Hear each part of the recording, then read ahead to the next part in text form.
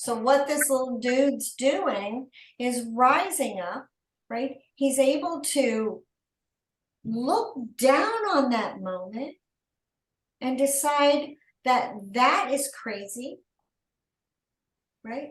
So either I can drop back in after the incident and continue forward, or I can hop over a few frames and come back down into a time frame that is not quite so dire. That is possible as well, right? So when a person is feeling scattered and they're feeling like they're watching themselves live, they've got numerous timelines going, right? And they're operating, right? So this loop houses the most horrible experiences that this person has ever went through. So when we choose to jump, we have to understand that. We're jumping right in the middle. Here we go. We're jumping right in the middle of a person's worst nightmare.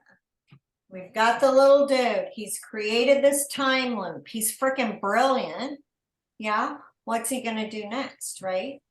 So he can look down and see the horror that his body is going through. He can see the loop.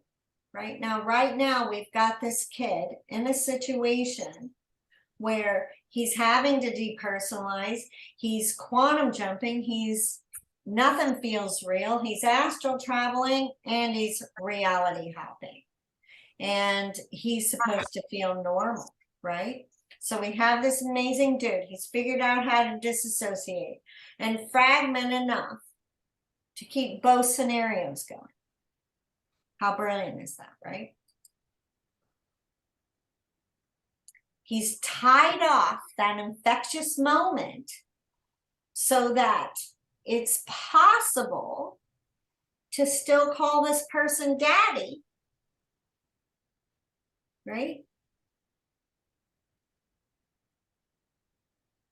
So, like, he's looking down on himself, he's depersonalizing, quantum jumping, reality hopping. Those are consequences and actions that are happening during this, like in a split second. Yeah, so it's dissociation, and what else is they're doing? Astral jumping. Wait, just can I see the slide? Mm-hmm.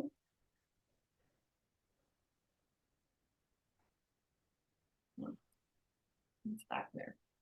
Yeah, this one. So, right, what happens when a person dissociates? You can go look it up. One of the first, the symptoms, the two biggest symptoms are derealization and depersonalization, right? We talked about that, like watching yourself live, blah, blah, blah. He's doing that right now. He's looking down on his body. When you're out of your body, you don't feel anything. Yeah. Like, your astral body isn't feeling, your body's feeling. So he's looking down, he's like, oh, that sucks, right? Do I want to go back down there? Right? Or, right? Do we hop over a few frames?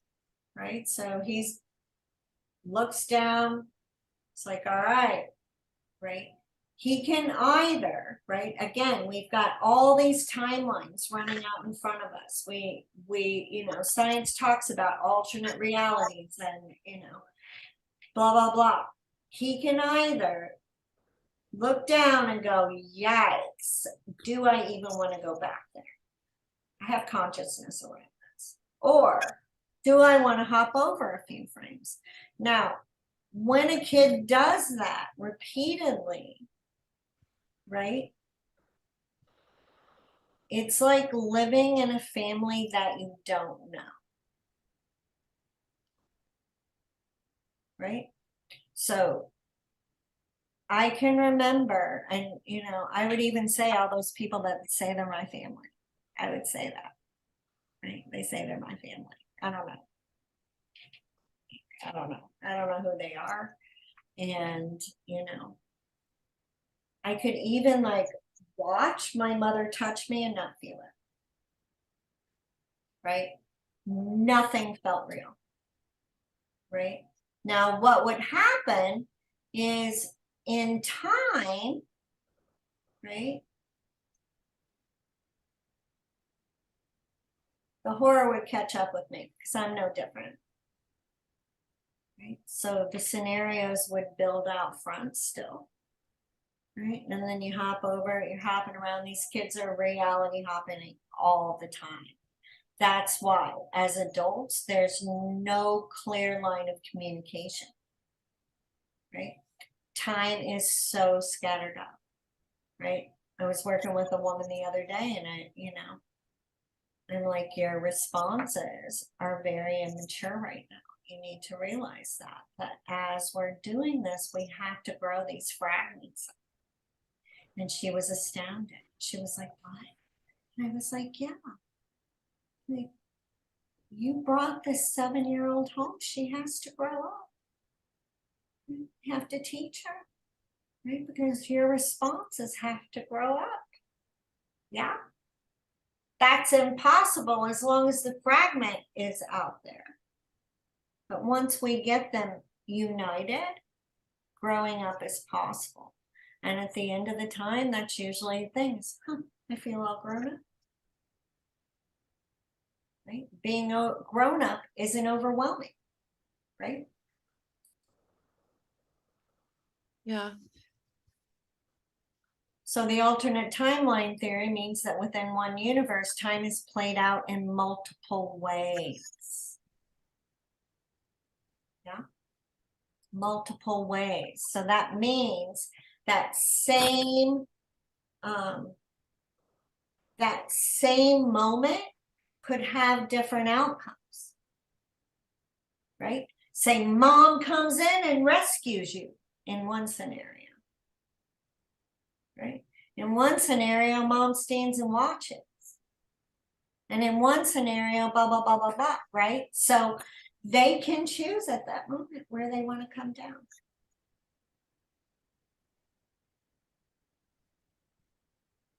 Now, in these worlds, what I can say is it does feel like you're in the wrong play with the wrong script. That's what it feels like, right? It feels like no matter where you are in time, nothing is quite what it seems, nothing quite works right, nothing's working, right? And at that point, I'm like, guys, we got to get you all here today, 2022, right? So that you can have the opportunity to make a new choice, right? So astral travel is when a human can separate their astral body from their physical body and travel through time and throughout the universe. So we already know the little dude can fly, right? And he doesn't know any boundaries. So we have to recognize that as well. A child astral traveling is very different than an adult astral traveling, because an adult is going to be putting their template of lack on top of anything they're trying to do. Lack and doubt and fear, right? A kid doesn't have any doubt, right? They only had their body for a second, and it's not fun having it, right? So being out of their body is very easy, and it's no different for them to hop over a few frames than it is to be here, right? As a kid, I truly could tell no difference. Like, with the fairies, with the trees, with the flowers, it all talked, it was all the same to me, right? What I wanted to say earlier, and I got sidetracked, back to the time loops. as a child, I can remember, like I said, people were asking me, and I was smart enough, right? My grandmother had 52 foster kids, and I lived with her big portion of the time. So I was intelligent enough to realize that if I didn't have any details, they were going to send me home. And if they sent me home, I would not be breathing the next day. Right? So most often I would, just look at the floor, look at the ceiling, say, no, don't know what you're talking, you know what I mean, and squirm around. But it came into my awareness that I needed to learn how to remember. Right? So after Dad would go nuts on me, I would go into my room, and I remember like kneeling down and just rocking back and forth, replaying, right, the circumstance over and over again until, like, with a pop, it was like literally like a pop, like I would just rise up and start playing as if nothing had happened. You put it in a cyst? Yeah. The time loop closed. I'd already done it probably, but it closed. Almost like, when you wake up in the middle of the night and you've had a great dream and you want to remember it, and you're trying to remember it, and on the way to the bathroom, you can hear that pop and it's gone, and you're like, it's gone. I can't remember at all what that dream was about, but you have a feeling in your body. Same thing, right? But what's crazy is I can remember like feeling so odd and weird that, like, with that pop, I would get up like Mary Poppins and just start playing as if nothing had happened. Yeah. So that's how tightly they put them away, and that's what amnesia is like, right? So when the doctors would ask me, I would know, holy fuck, somebody needs to know what's going on in my house, right? But also knowing that I didn't have enough information to make a case about anything, and I was going to get sent home.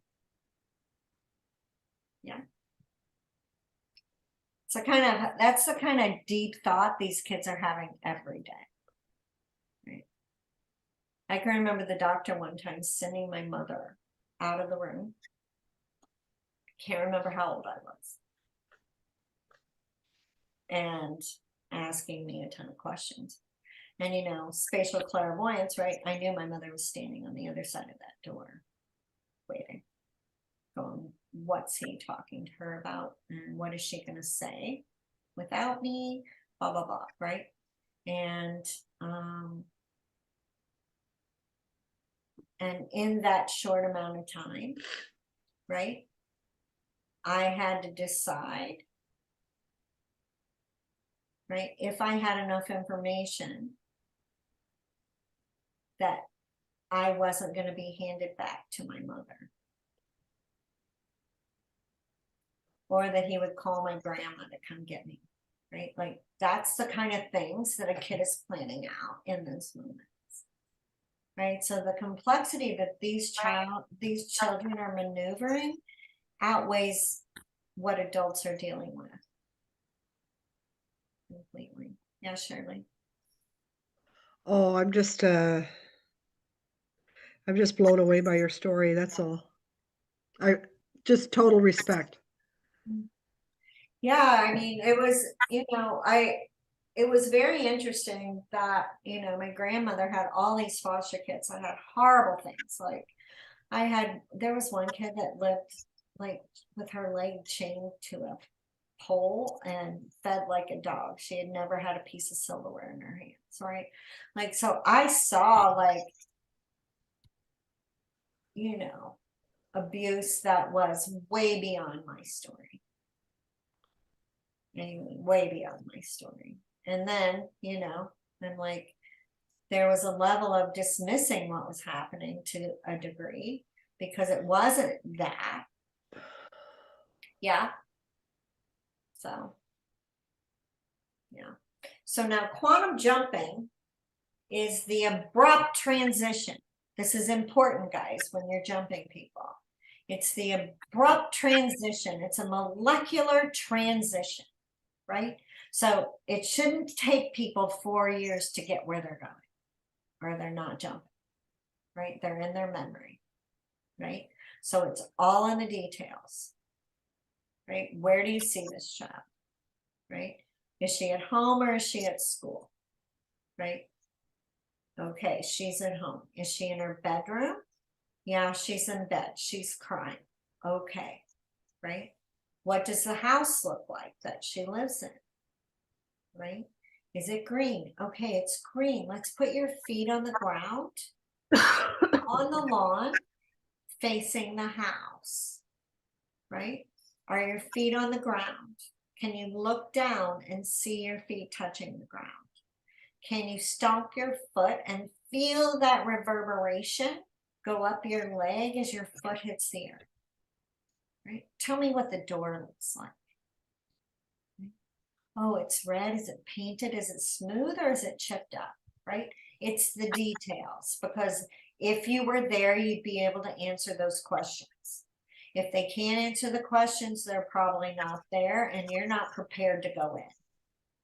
Right? What time of day is it? Look up at the sky. Right? Is it warm? Can you feel a breeze on your skin? Like, you know, we want them to be so tactile there, right? That they're ready to go in for a rescue mission. Yeah.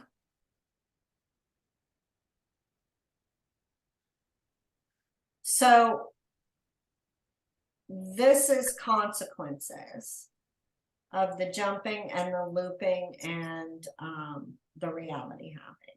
Derealization. You feel very detached from your surroundings, right? Now, detached in how you would describe it, like in other aspects of life, I think this is different. When I say detached from your surroundings, it's if you were almost like if you were like a hologram and projected in, right? And you're, you know, these things, what are those things that people do? Aldana. What do you mean? The virtual reality? Yes, that's what it feels like. It's Yeah. exactly what it feels like. How like you put those on and suddenly you feel like you're there, but you know you're not there. Things feel real, but you know they're not real. And you know, it's a bizarre, weird feeling. So these guys are doing that without the lens. Yeah. That's So what reality hopping and stuff feels like. my person feels like that. He feels like he's kind of just a shell. And All right. So the exercises right now are the most important step. Right. Okay. So now this is the exercise. This is the quote physical therapy for dissociation. How often should he? So I just want to say, time check, it's 8:42 and I haven't eaten dinner yet. Yeah, fair enough. You can hop out. We're almost done. No, but I don't We're want almost done. I don't want to Okay. hop out. Depersonalization. I know I haven't eaten all day. So how often should he do that? Should he do it like once an hour? Honestly, he should be checking in periodically. If he can't feel the pulse in his toes, he needs to get in. If he's feeling anxious, overwhelmed, alone, or separate, right? He knows he's not in. Those are very literal descriptors, right? Now, depersonalization is kind of a detachment.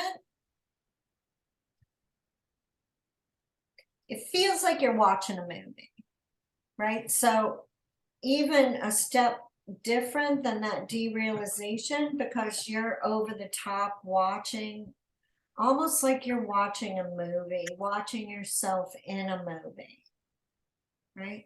I used to always tell my shrink, like, I feel like I'm watching myself in a movie, right? Not one time did he ever go, oh, you're dissociated. Never, right? But that was always my constant complaint, is I feel like I'm watching myself in a movie, right? Or, which is again the reality hopping, they feel like they have changed or the world has become different. Yeah. So that's the symptom of that reality hopping, right? They feel like, oh, I woke up different, or I'm the same and my world's different, right? That's kind of that amnesia space, yeah? Where you wake up and you're like, I don't know any of these people. And they're touching me like they should know that I should know who I am, right? So as we're building integrity, it's very literal. Each one of these tendril timelines is pulling into space to create a core taproot or trajectory of choice, right? Does that make sense? Mhm. So I love, you know, when things are that simple, but, you know, when we talk about being able to fit through the eye of the needle, it's amazing the depth of understanding of that fragmentation, right? Because you can't get through the eye of the needle like this, right? You notice even with a piece of thread, you're trying to pull it back into integrity to be able to fit through that needle, right? So for them to be living life out front, right? They have to be able to be present today. Fragmentation is pulling us backwards, right? Now, these folks are like, you know, we've got musical savants, we've got artistic savants, they are energetic quantum savants. They have mastered these amazing skills in other lifetimes, and here they are today with them on autopilot, and they're in their fear responses. So it's like Harry Potter when he's blowing stuff up,